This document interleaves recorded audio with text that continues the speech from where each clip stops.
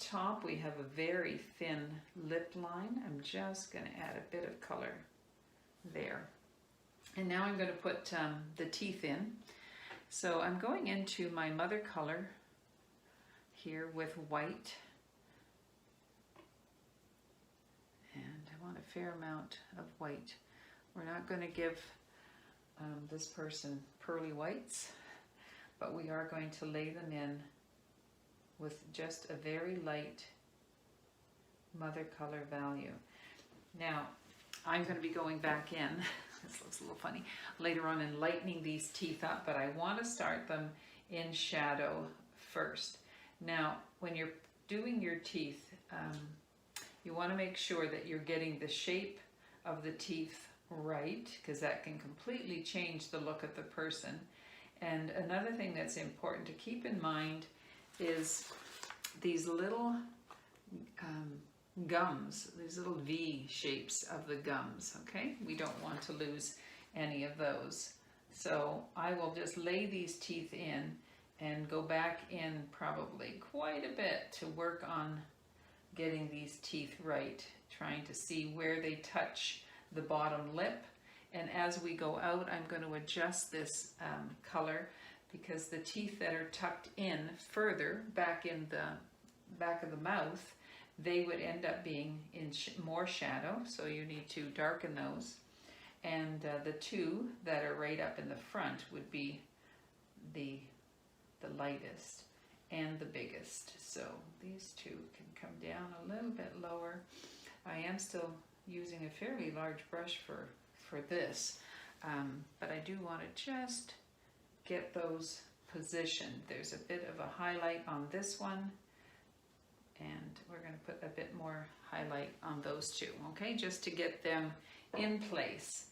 And now I'm going to come in and do the same with the whites of the eye. So my color, believe it or not, is my mother color with just a bit of white, well, a fair amount of white in it, because the whites of the eye are not really, really white. So I'm just going to be putting that in, getting that placed properly, and then I can come back, excuse me, and adjust those colors, shadow areas and lighten areas, okay, so that I have that all placed. Now, under the eye here, I see I'm still missing a little, the bottom lid. I'll put that in, a bit more light that comes along the bottom. So I'm still working around, putting in my lights and my darks. No blending going on at this point. That's a bit light, but that's okay, I can adjust that. Lights going on here too. And the top of this eyelid has to come in here. All right. So at this point, I'm trying to decide what I want to do. Do I want to go in and put the glasses in? I think I'll leave them for a bit. I do, however, want to come back and just add a bit more dark in the center, or it's not the center, but in those back lines there of the lip. I want to make sure that that gets in there. I always call that my giggle, excuse me, my giggle lines. We want to make sure that those are in there right. All right, so I've got this basically in, and I do want to do a fair amount more work around the eyes.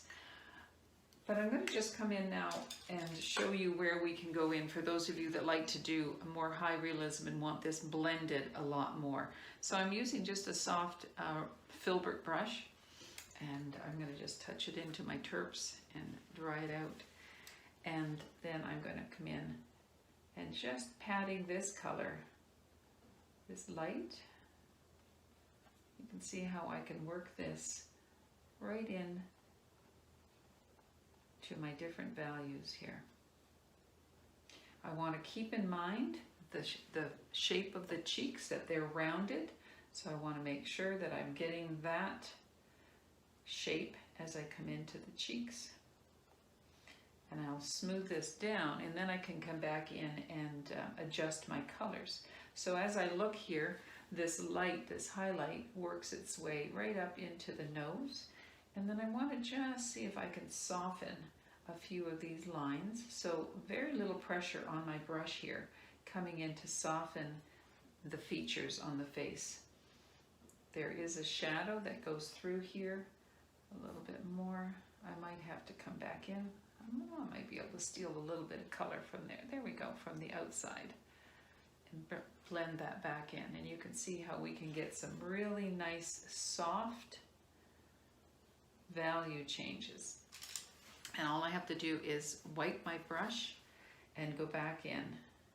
And I can see, as I do this, I'm fine-tuning my picture.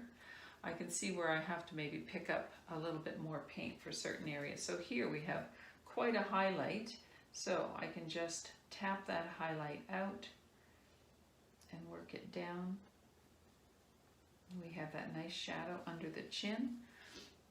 If I have to pick up maybe a little bit more shadow color here. This nice, firm highlight there that comes off the lip. I don't want to lose that. And here's this highlight that runs into the bottom of the lip. So I'm just tapping these value changes into place. And you can see where I'm going to have to come back in and build these colors up. But you can definitely see the difference between laying my color down here and blending my colors in here. And I will be able to, I can see here on this cheek line that we need to rosy this cheek up quite a bit. And that's where I can come in and build my colors up as I go, all right? So I'm going to continue to work on that, and then I'll come back and show you how I've smoothed the face out, and we can work a little bit more on the eyes, okay? Okay, so I have mixed some mother color here, and to refresh you, I use my ultramarine blue, my cadmium yellow light, and my cadmium yellow red. Mostly the red and the blue with a little bit of the yellow to neutralize that. And I like to just test my mother color to see if it's the tone I like by adding a little bit of white to it. So I'm getting this nice, like a murky purple. I don't know if you can, maybe you can see that a little better there. I don't add the white to the whole batch, just to test it on the side. Now, if I was doing this in acrylic, I would be mixing my values, adding my white all the way down. So I go from my dark, my mids to my light. But in oils, we want to have our underpainting as a lean layer, which means more terps and less paint. So we always want to paint fat over lean, so I want to keep this layer lean. So I've chosen the picture that I'm going to do. It's just going to be a practice for me because I have to do this in a collage. So my canvas is just I believe this is a 10 by 10. It was an old canvas. I repainted it red because personally I like to work with a red background. You can see there's areas of it that are darker because there was something painted under it previously.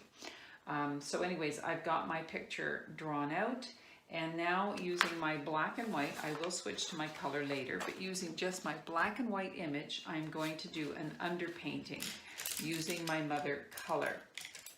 So a few things that I do with my underpainting now, I want to just take my terps on my brush and pull some of that dark valued mother color away.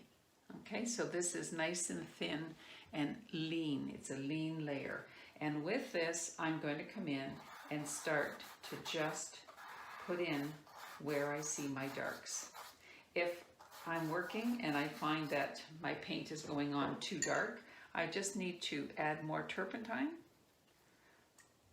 I use the Gambasol odorless and pull that through so that I'm working nice and lean and that my values are going to be right. So I'll just start bringing in the hair. At any time that I put this on, so right through this area, this person has gray hair. So if I put that on and it's too dark, I can just come in with my paper towel or my shop towel here. I love these blue shop towels. I get them at the hardware store. And I can lift some of that paint out and change the value that way. So I will just continue here with my different values. So the hair's a little grayer there. I see shadow in the ear. So I'm going to just continue working around this face, putting in my value, and then I will come back when this is all done and we're ready to add color. Okay?